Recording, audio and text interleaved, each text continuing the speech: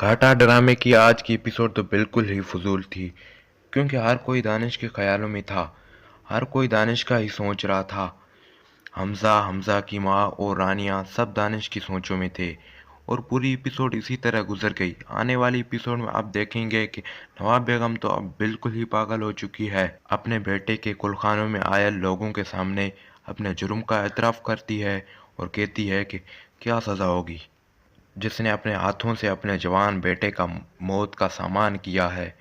یہ بات سن کر نائلہ بیگم تو بہت ہی حیران ہو جاتی ہے، اور ساجدہ بیگم بھی رونا شروع کر دیتی ہے۔ نواب بیگم کی ماں تو نواب کی حالت دیکھ کر رو ہی رہی ہوتی ہے،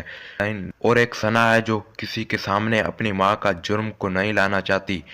تو ثنا اپنی ماں کا منہ بند کرواتی ہے اور ان کو اپنے کمرے میں لے کر جاتی ہے اور کہتی ہے کہ امی کی حالت ٹھیک نہیں ہے، بھائی کی اچانک موت نے ان کو صدمہ دے دیا ہے، اور نواب بیگم اپنے کمرے میں جا کر رو رہی ہے۔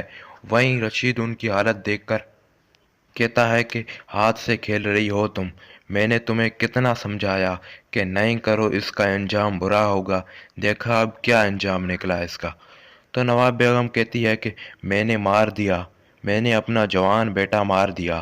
اس کے بعد رونے لگتی ہے اور کہتی ہے کہ سزا ملے گی، مجھے بہت سزا ملے گی، کیونکہ مجھے سزا ملنی چاہیے۔ اور دوسری طرف آپ دیکھیں گے کہ نیار صاحب کے پاس پولیس والا آ جاتا ہے اور کہتا ہے کہ آپ کے بھائی کے گھر میں اتنا بڑا حادثہ ہوا، آپ نے پولیس میں کمپلین نہیں کی، پولیس میں رپورٹ درج نہیں کروائی، جس پر نیار صاحب کہتا ہے کہ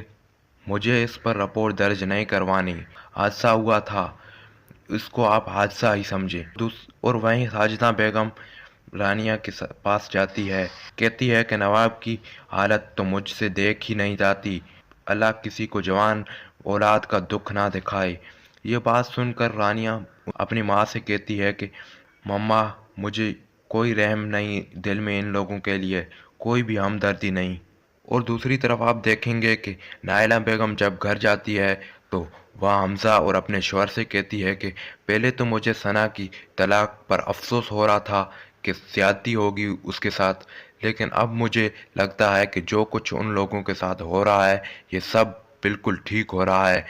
باہر سے ثنا کے کان میں بھی ان لوگوں کی بات پڑتی ہے تو ثنا اپنے شادی کا دوپٹہ لے کر وہ پھاڑنے لگ جاتی ہے۔ ثنا کی ماں تو پہلے سے ہی پاگل ہو چکی ہے، اب ثنا بھی پاگلوں جیسی حرکتیں کرنے شروع ہو گئی۔